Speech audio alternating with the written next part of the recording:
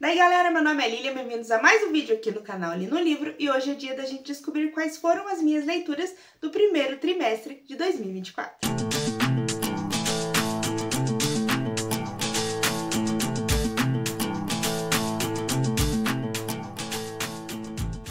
Já faz um tempinho aí que eu não trago vídeos aqui pro canal e decidi então trazer aí uma atualização do que eu venho lendo aí ao longo do começo desse ano.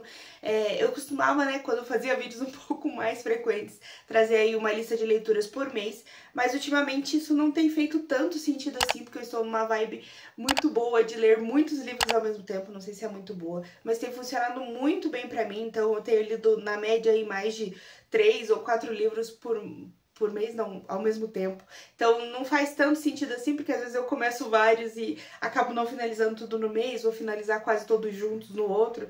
Então eu acho que faz mais sentido trazer algo assim ao longo de um período, e eu acho que aí ao longo desses 3 primeiros meses de 2024 eu consegui acumular algumas leituras bem legais, aí em torno de 12 ou 13 leituras. Então eu vou trazer aqui um pouquinho pra vocês como tem sido. Eu decidi organizar de uma forma aí que fizesse mais sentido, talvez, que é do que eu menos gostei para o que eu mais gostei. Claro que aqui eu vou deixar um parênteses que é um pouco difícil comparar os livros pela questão do gênero, pela questão da experiência que eu tive ao longo da leitura, e não só isso também, mas porque eu acho que os livros talvez que você lê mais recente, talvez tenham mais impacto em você. Então acho que não é justo você comparar um livro que você acabou de terminar de ler com o que você leu há 3 meses atrás, enfim, um ano atrás. Mas eu tentei organizar de um jeito que eu acho que fizesse um pouquinho mais sentido e deixasse o vídeo um pouquinho mais divertido. Então, vamos lá. Em último lugar, com muita tristeza, eu vou explicar por que está o Cidade das Almas Perdidas, que é o 5º livro do Instrumentos Mortais. Por que que ele está aqui? Porque, na minha cabeça, o bolo dos Instrumentos Mortais dos livros, eles se separam na primeira trilogia, né? Aqui é uma série de 6 livros, né? A primeira série aí que a Cassandra Clare escreveu dentro desse mundo dos Caçadores das Sombras. E a primeira trilogia, ela meio que tá agrupada na minha cabeça e os últimos 3 livros estão agrupados na minha cabeça. Mas eu com certeza lembro que esse aqui foi uma experiência meio terrível aí ao longo da sua leitura, porque é muito gritante a diferença entre os primeiros livros e os 3 primeiros e os 3 últimos. Porque os 3 primeiros, eles têm toda aquela amarração da história, todos os acontecimentos parecem, de certa forma, bem pensados e, assim, numa sequência que traz bastante lógica, enquanto que os 3 últimos, eles parecem realmente ali uma injeção de linguiça, uma coisa pra ganhar dinheiro e tudo mais, assim. Eu não totalmente tiro o mérito da autora, eu acho que provavelmente esses livros foram escritos muito mais rápido e muito mais, né, ali no intuito de, sei lá, embarcar mesmo na fama que essa série teve. Mas não é muito legal, não é muito bem desenvolvido, e esse livro em específico aqui teve muitos acontecimentos que nada a ver, ficou muito cansativo. Pra ser sincera, eu tive, digamos assim, algo que me ajudou muito a terminar essa série, que foi, eu assinei o Audible, né, ao longo aí desses últimos livros, e eu acabei escutando boa parte desse aqui e do próximo que vai aparecer aqui na lista, que é a finalização dessa série. Mas, enfim, eu gosto muito da escrita da Cassandra, eu acho muito interessante e inteligente o mundo que ela criou, mas realmente o 5º, né, o 4º, 5º e o 6º livro, eles são bem cansativos. Não desisti dela, obviamente, quero ler mais coisas do mundo dos Caçadores de Sombras, mas esses aqui, eles são bem complicados. Em 12º lugar temos um King, porque o King ele consegue sempre estar nos nos primeiros lugares, como sempre. E aqui eu trago A Garota que Amava Tom Gordon, ou nessa versão que eu tenho aqui, que eu comprei num sebo, que é The Girl Who Loved Tom Gordon. Ele é uma novelinha, na verdade, acho que se encaixa aí quase como uma novela, um conto muito grande, em que aqui a gente vai ter então a história de uma menininha, aí de uns, se eu não me engano, é 8, 10 anos que ela tem, e ela vai fazer uma trilha ali com a mãe e com o irmão, e no meio de uma discussão ali, que a mãe e o irmão estão sempre se matando, ela acaba indo parando pra fazer xixi ali no canto da trilha, e ela começa a entrar muito na floresta e acaba se perdendo. Então, a ideia aqui do Tom Gordon, ele é um jogador de beisebol, que ela gosta muito lá no, acho que se eu não me engano é dos Red Sox, e ela acaba então meio que fazendo o Tom Gordon ali uma companhia, como se ele tivesse ali, né, imaginando que ele está ali ao longo desse tempo que ela fica perdida. Esse foi o livro que ele não me desagradou totalmente. Quando eu comecei ele, eu fiquei tipo, não acredito que eu vou ter que ler isso. Porque a aura da menina estar perdida na floresta já é um pouco desgastante pra mim, acho bem angustiante. E claro, a gente só tem uma personagem que a gente tá acompanhando ali ao longo de muito tempo. Apesar de, como eu disse, o livro ser curtinho. Essa versão aqui que eu tenho tem 250 páginas, mas é aquela versão bem, né, paperback, que eles chamam nos Estados Unidos, que é horroroso, com todo respeito. Que parece aquela folhinha de jornal. Mas assim, é curtinho, ele vai. Teve alguns momentos que até eu me diverti e me surpreendeu, assim, eu achei que ia ser só muito entediante. Só que uma história que, né, não tem muito pra onde ir. É ela perdida até encontrarem ela e ela ali viajando. E, enfim, uma criança extremamente inteligente, né, pra ter sobrevivido todo aquele tempo. Eu já não ia durar muito tempo, não. Então, caso você queira, né, uma leitura rapidinha do King, mas não é lá muito emocionante. Em 11º, então, temos o último dos instrumentos, Cidade do Fogo Celestial. Pra esse aqui eu vou fazer um parênteses, continua a mesma coisa que eu falei sobre os últimos 3 livros serem totalmente inchados ali, não fazer muito sentido na história. Mas, enfim, trouxe o fechamento, né, dessa série, que eu queria ler há muito tempo, tanto que eu comprei os livros físicos e tudo mais. E de certa forma, assim, eu tento relevar um pouco e olhar a experiência como um todo, principalmente a experiência que foi tão legal ler os 3 primeiros livros. E também no intuito de conhecer a Cassandra, gostar da escrita dela, então a gente passa aí uns paninhos para o que aconteceu e segue em frente. Foi uma experiência super legal, não me arrependo de ter lido, e como eu disse, quero ler mais coisas dela, mas esses últimos 3 são meio sofríveis. O que eu acho que realmente pegou aqui em relação a o que poderia ter sido muito bom, é que eu acho que entre os 3 primeiros e os 3 segundos ela poderia ter dado uma pausa ali e ter feito um hiato mesmo de tempo na história, trazido os personagens talvez um pouco mais adultos, um pouco mais maduros, porque eu acho que é o que mais pega aqui ao longo da escrita, ao longo dessa história, é que eles são muito adolescentes, eles são muito imaturos e é sempre a problemática de você trazer histórias de fantasia com personagens adolescentes. Geralmente não faz muito sentido do porquê eles estão resolvendo as coisas e não os adultos.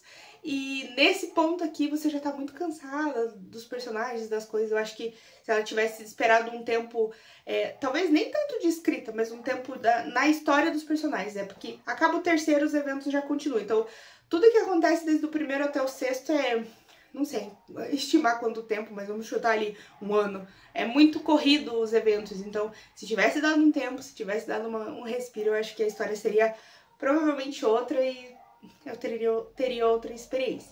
Mas enfim, valeu a pena e principalmente quem tá começando a leitura, quem é mais novo, eu acho que se apaixona bastante por esse mundo dos Caçadores das Sombras. Em 10º lugar, um thriller, A Última Coisa que Ele Me Falou, Laura Davie, que a gente vai trazer aqui uma história em que a gente tem uma mulher que ela é casada com um cara faz aí há 1 ano, 2 anos, 3 anos, não lembro. Mas enfim, ela é casada com esse cara que já tinha uma filha do casamento anterior, né? Ela tem essa enteada, e do nada o marido dela simplesmente desaparece. O que eu acho legal dessa história é que a gente tem um background que ele trabalha numa empresa de tecnologia e que ele estava desenvolvendo ali um programa ali muito, enfim, revolucionário, vamos dizer assim. Só que o desenvolvimento desse programa estava envolvido com alguns escândalos fiscais ali, no sentido de que o patrão dele estava meio que querendo vender esse software antes mesmo de estar pronto. Então, o que acaba ali sendo, né, obviamente, uma fraude. E no meio dessa história a gente vai descobrir, então, que na verdade a protagonista vai descobrir que talvez o marido dela não seja exatamente quem ela pensava que era. Ou no sentido de ele talvez não contou tudo sobre a história dele.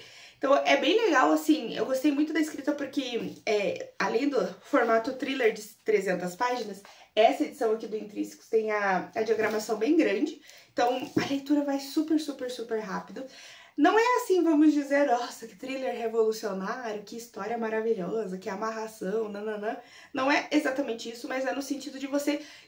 Eu gostei muito da leitura ao longo dela, assim, eu me diverti bastante, eu fiquei bastante envolvida e passou muito rápido. Então, é bem aquela fórmula de thriller legal que te deixa instigada e tudo mais, e vai trazer essa personagem que eu gostei bastante de uma personagem um pouco mais velha, né? Aí, sei lá, acho que na faixa dos seus 40 anos, criando essa relação com essa enteada, que também foi jogada no meio desse turbilhão aí, dessa história, e elas, então, procurando ali a verdade e, de certa forma, correndo bastante perigo, porque é o rolê do thriller, né? Então, foi bem interessante. Eu sei que já tem uma adaptação para uma série com a Jennifer Gardner, que eu queria muito assistir, porque eu gosto muito dela. Mas não sei ainda se eu vou assistir, mas tá na fila de talvez ver, porque eu gostei bastante. Eu acho que, geralmente, eu acho que séries, quando bem feitas e bem investidas, elas pegam a essência do thriller e dão uma melhorada bastante. Então, tá aí na minha fila pra assistir, se eventualmente acontecer, eu trago aí minha opinião pra vocês. Mas o livro foi bem legalzinho. Em nono lugar, uma releitura, Amores Verdadeiros, da Taylor Jenkins Reid, ou One True Loves. Na verdade, eu li na versão em inglês. Eu já tinha lido... Esse aqui acho que foi um dos primeiros livros que eu li da Taylor. Será que foi o primeiro? Talvez tenha sido o primeiro. Não lembro. Não, acho que não foi o primeiro, mas foi um dos que eu gostei, amei, favoritei. E gostei muito dessa releitura de novo, ela foi um pouco mais interessante. Eu acho que sabendo o plot, sabendo o final, né, porque eu já tinha lido, muda um pouco a perspectiva do livro e você consegue ver outras camadas. Talvez a primeira vez que eu li também eu estava muito numa vibe desiludida e apaixonada pelo autor, então... Eu li um pouco mais, digamos assim, rápido e sem prestar muitas atenções, porque a gente tem diversos problemas aqui na personalidade, no caráter dos personagens, mas acho que é muito legal, acho que é uma história, como sempre, a Taylor colocando a gente numa situação que é muito difícil de você imaginar o que você faria. Eu não dei o contexto, mas aqui a gente vai ter uma personagem que ela é casada, ela tem um relacionamento aí de mais de 10 anos com o namorado do ensino médio dela, eles vivem uma vida feliz ali de viagens, até que ele acaba morrendo / desaparecendo num acidente de helicóptero. E o tempo passa, ela fica lá desgraçada na merda, e daí ela segue em frente, conhece uma pessoa e ela está noiva de um outro cara que ela gosta muito, que é o Chuchuzinho. E daí, de repente, talvez esse passado volte à tona aí. Então, é bem legal você ver a personagem lidando com isso. Não é muito fácil, eu tento não julgar tanto porque eu acho que não é uma situação muito preto no branco de como você reagiria. É muito de pessoa para pessoa, de momento para momento. Mas é bem legal, é bem interessante toda o pensamento que a gente desenvolve ali, toda a reflexão que a gente levanta sobre como você é uma pessoa muito diferente. Aqui a gente tá falando de ela dos 20 anos e ela dos 30 anos, mas não só isso, né, de como às vezes de um ano para outro você muda totalmente, é outra pessoa, porque, né, a gente é um fruto e somatório das nossas experiências e das nossas escolhas na vida. Então, é bem legal esse paralelo, assim, essa reflexão que o livro levanta. E chuchuzinho, porque a escrita da Taylor é maravilhosa e perfeita. Em sétimo lugar, o Dickens do começo do ano, O Abismo, mas no caso aqui é o Charles Dickens e o Wilkie Collins, que escreveram esse livro em conjunto. Confesso que eu peguei o Charles Dickens desse ano, um pequenininho que eu tivesse na estante, daí era esse que era escrito junto com o Wilkie Collins, porque eu estava numa fase meio conturbada de leituras no começo do ano.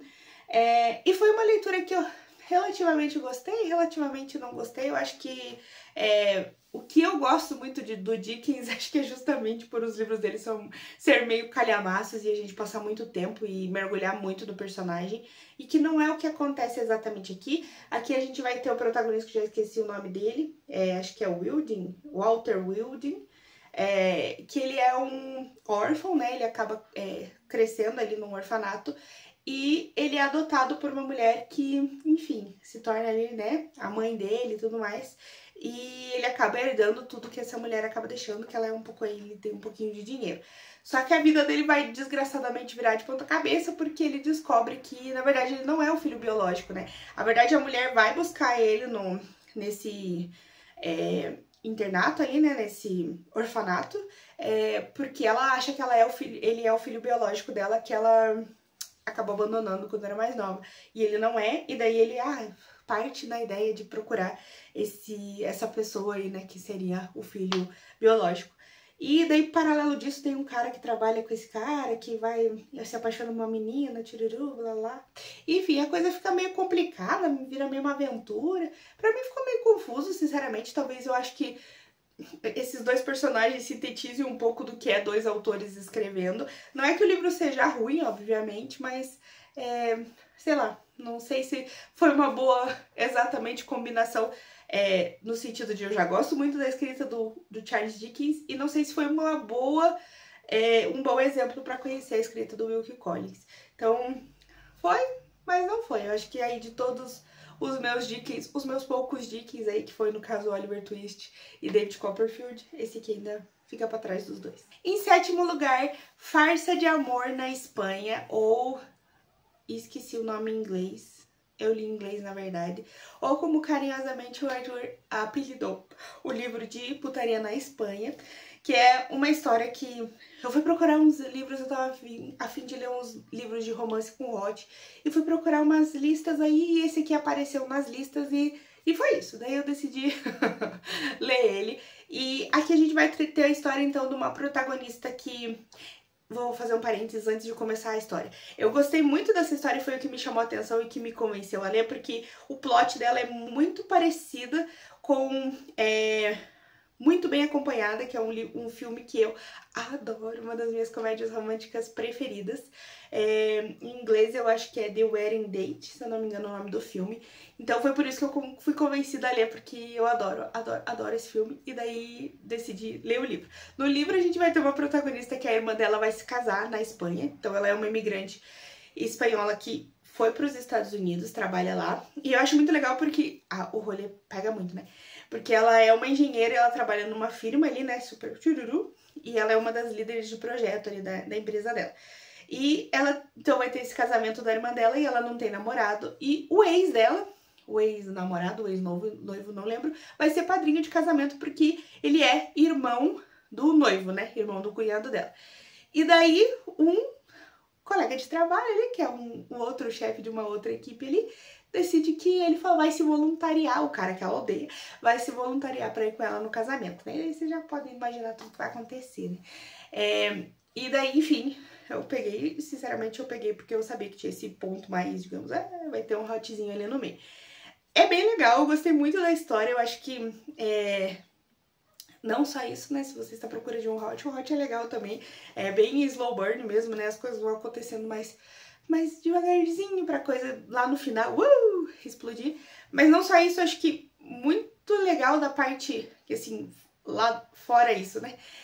Que eu gostei muito da história é trazer uma discussão muito interessante sobre a mulher no mercado de trabalho e o quanto as escolhas da mulher é muito mais significativas do que o homem. Então a gente vai ter um episódio aqui no passado da protagonista em que uma escolha amorosa dela desencadeou algo muito sério e grave na vida dela, então é uma experiência extremamente traumática. E eu não vou entrar em detalhes porque acaba estragando um pouquinho da surpresa. E não só isso, então, a gente descobre ali logo no começo que esse colega que vai acabar indo com ela, no futuro vai se tornar chefe dela. Então já começa ali um conflito de interesses, assim, ela já começa a ter vai dar errado. Né, no sentido de que ela, antes mesmo de se envolver romanticamente com ele, né, ela já vê esse cenário onde mesmo ir com ela no casamento já seria um problema, tendo em vista que ele vai ser futuramente chefe dela. Então, muitas emoções nesse livro, eu gostei bastante, foi bem divertido, a protagonista é muito divertida, então tem esse lado meio latino das coisas que traz um brilho legal pra história. E, enfim, foi um romance / aventura chuchuzinha aí no meio das minhas leituras e que me trouxe um pouco desse ânimo de voltar a ler. Então fica aí a minha indicação.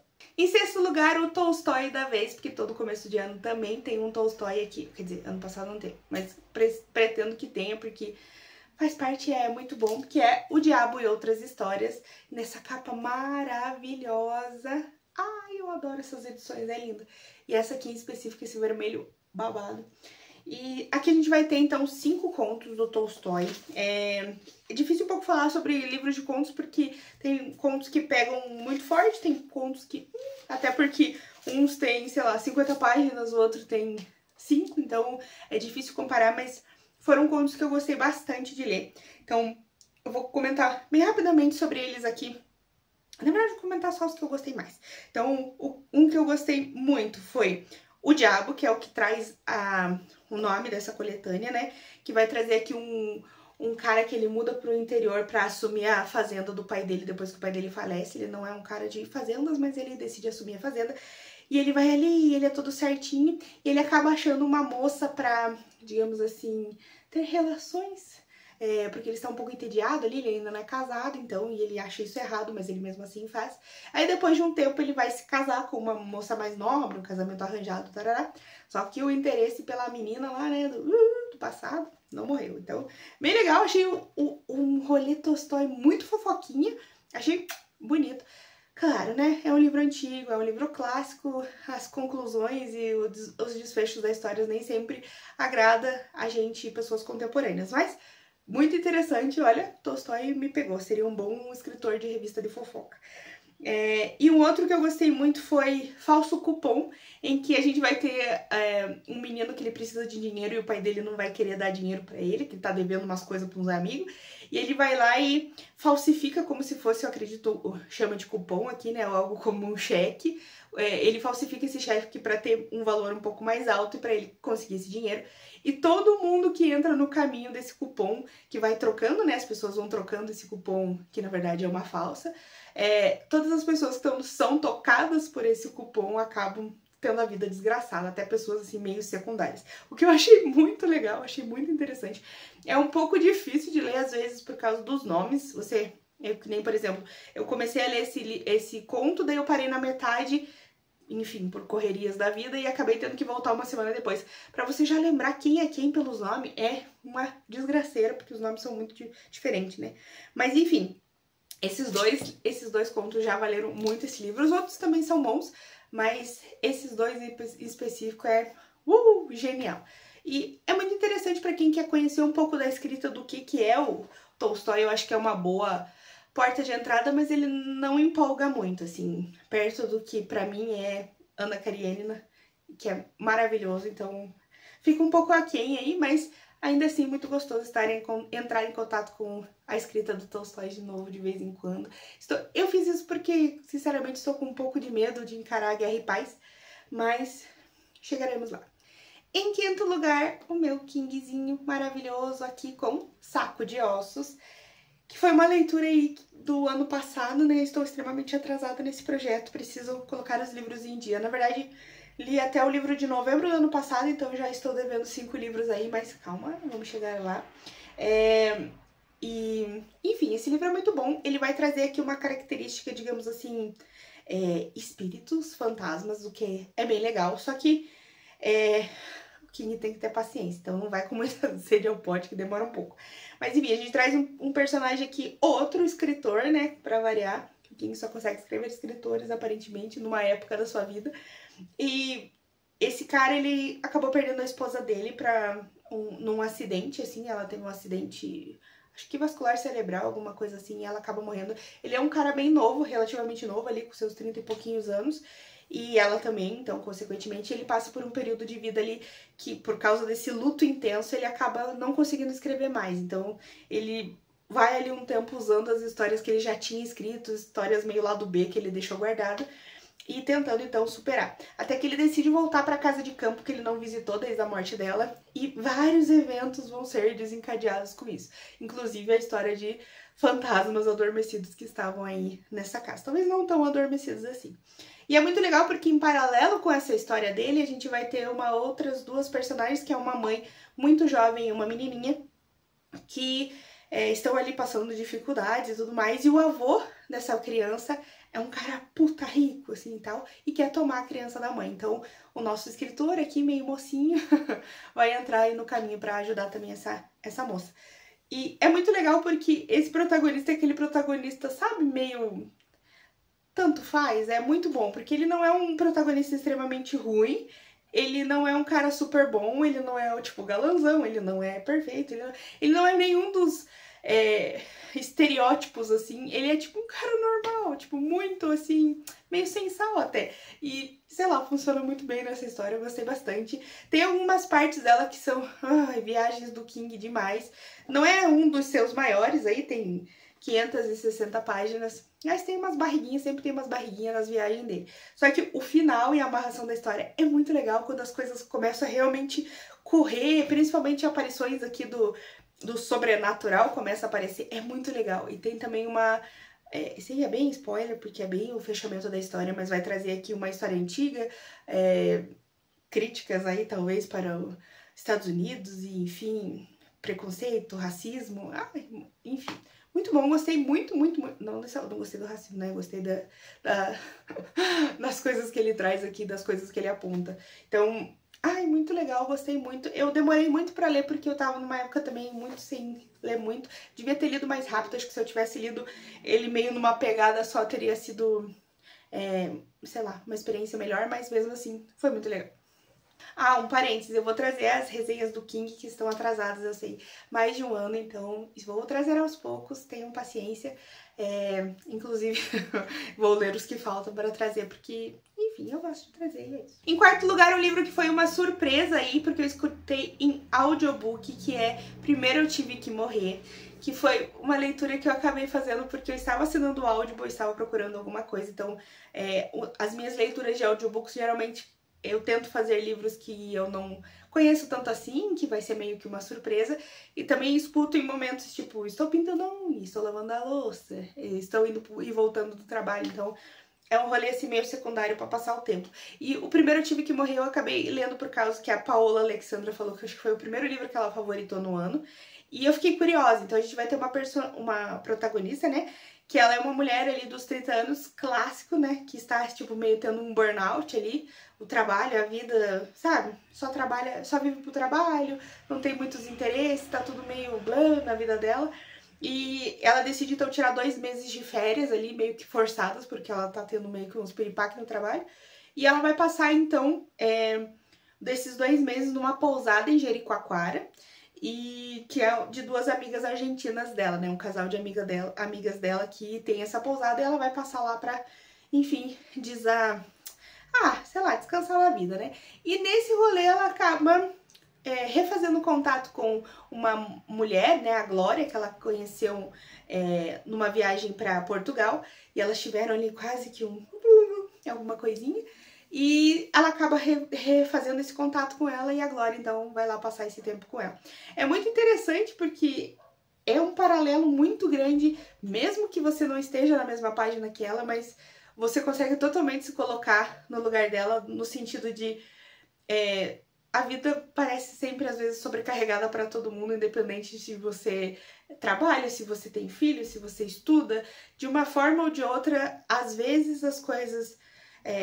às vezes não, acho que boa parte das pessoas está sobrecarregada de uma forma ou de outra. E isso é muito interessante porque parece que não só é ligado ao seu momento atual, mas ao histórico, que nem aqui a gente vai ter até pontos ali bem pesados de assédio que ela acaba sofrendo ao longo da carreira dela, por parte de chefe, por parte de, né, outros homens no local de trabalho. E é muito louco porque eu particularmente nunca passei por isso, mas eu consigo entender, eu sei de histórias de outras meninas, de outras mulheres que eu conheci que passaram, e você entende qual é o sentimento de relativamente, às vezes, estar sempre com medo, mesmo quando você se sente segura. Imagina em locais que você não se sente segura. Então, é muito pesado e é muito forte. A gente vai ver, então, essa protagonista ali tentando, sabe, colocar caminho, colocando, né, a vida dela nos trilhos de novo e tentando ali, sabe, superar esses traumas do passado e os traumas de todas as mulheres meio que em volta dela. Então, é muito pesado, é muito forte, é muito bom, eu gostei muito, foi tipo... Nossa, e é um livro bem rapidinho, eu acho que ele não deve ter nem 200 páginas no físico, no audiobook ele tinha, sei lá, 5 horas, alguma coisa assim, e foi, nossa, uma leitura muito chuchuzinha de fazer, no sentido de chuchuzinha de trazer muita coisa pra vida, né, não ser só bonitinho. Tem as partes bonitinhas, mas tem as cacetadas na cara que a gente toma também, né. Então, muito bom, fica aí minha indicação, acho que vale bastante a pena. Em terceiro lugar, Crônica de uma Morte Anunciada, do Gabriel Garcia Marques. Ano passado eu li 100 Anos de Solidão. Foi ano passado, acho que foi, né? E eu fiquei apaixonada e eu queria ler mais coisas do Gabo, porque ele é simplesmente maravilhoso. E é muito interessante, porque aqui a gente vai ter a história do protagonista, Santiago Nassar. É muito difícil decorar os nomes dos personagens dele. Mas enfim, aqui a gente vai ter o Santiago Nassar, que ele está condenado à morte, basicamente desde o começo do livro. Ele acaba sendo, na verdade, um conto ou uma novela, né? Tem 96 páginas. Mas o Santiago, a gente sabe desde o começo que ele vai ser assassinado. Então tem duas pessoas esperando pra matar ele, os gêmeos ali da cidade, e ele vai morrer. E a gente acompanha, então, desde ele antes de morrer, depois que ele morreu, e o que levou, então, essas pessoas a matarem ele. E é muito legal como ler Gabriel Garcia Marques é uma experiência à parte. Porque não necessariamente precisa estar acontecendo muita coisa para você estar envolvido na narrativa dele. Parece que o homem, ele coloca assim, sei lá, alguma coisa que cria vício em você terminar a leitura dele. Porque é bom demais, é muito boa a escrita.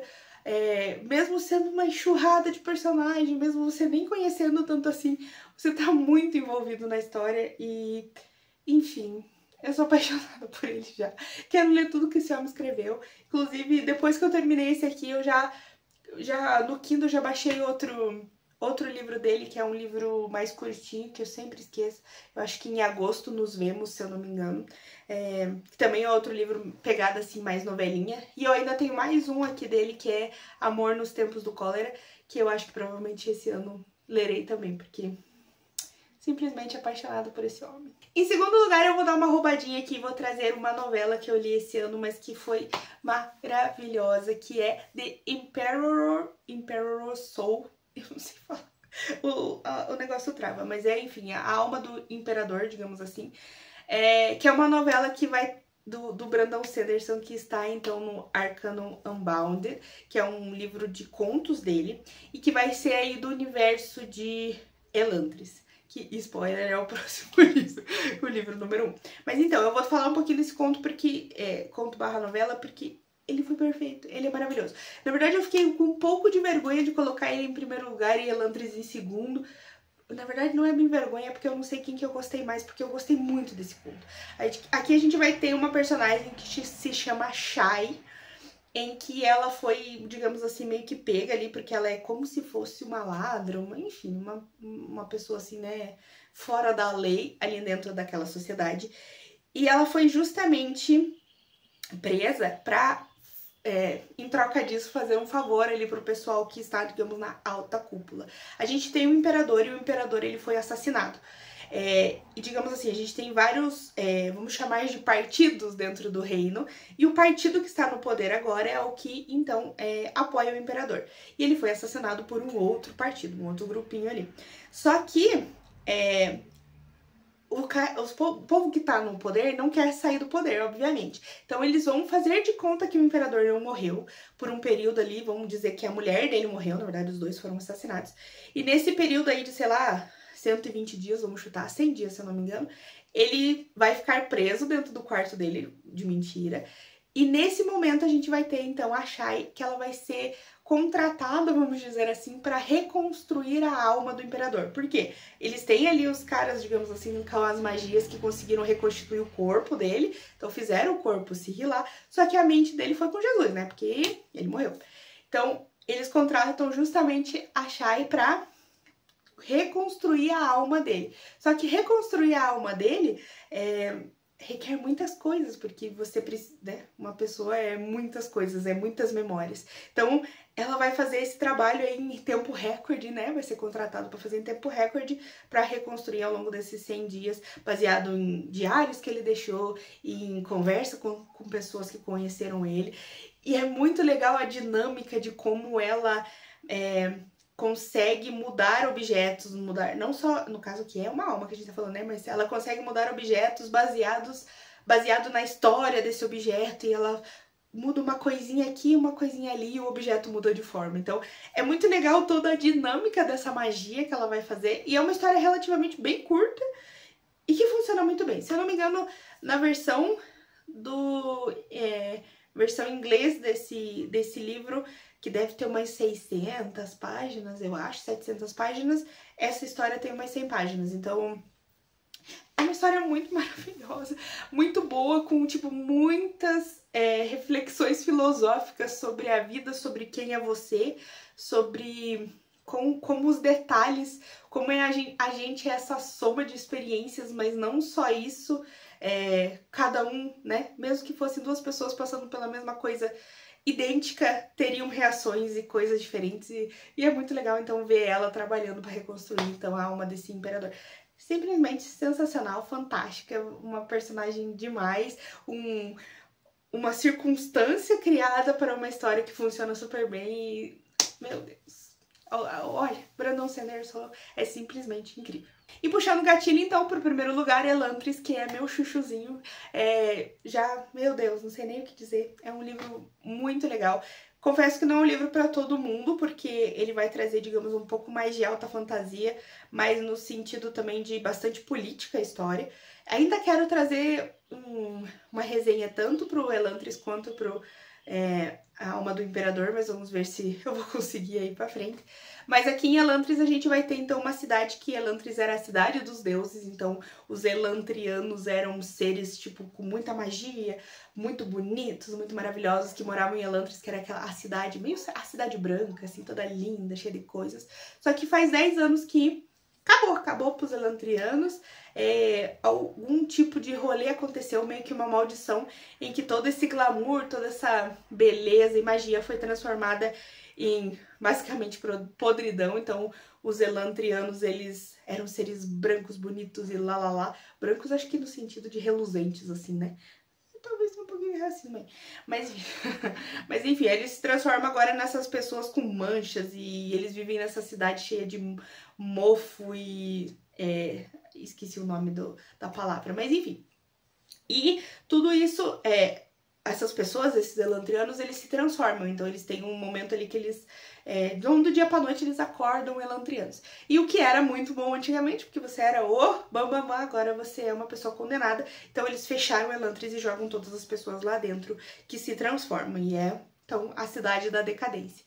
E aqui a gente vai começar já com o príncipe, filho do rei ali mais próximo, que vai acabar se transformando e sendo jogado lá dentro.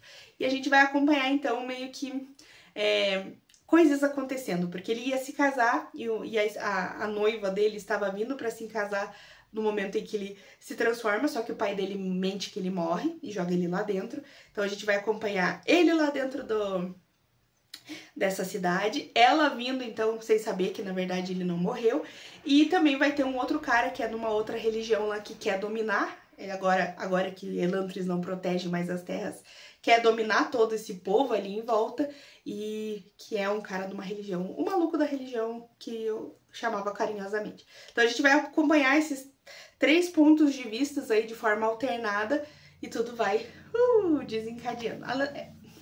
É muito bom, assim, eu confesso que ele requer um pouco de você prestar bastante atenção no começo da história, você se dedicar a entender o sistema ali de um pouco da magia, um pouco do sistema de organização mesmo, do reino, mas que compensa demais, porque rapidamente você já tá muito apegado aos personagens, você já tá muito dentro da história e você quer muito saber o que vai acontecer.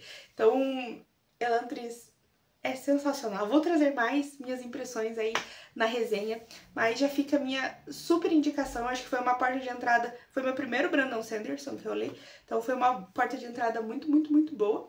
Fica aí minha indicação se você tá pensando em se aventurar aí pelo que esse homem maravilhoso escreve. Então, galera, por hora é isso. Obrigada por assistir o vídeo até aqui. Ficou um vídeo bem longo, provavelmente, eu acredito. Mas, enfim, precisava falar, precisava pôr pra fora toda a minha emoção em relação aí ao que eu li nesse começo do ano. Espero que vocês tenham gostado e a gente se vê então no próximo vídeo.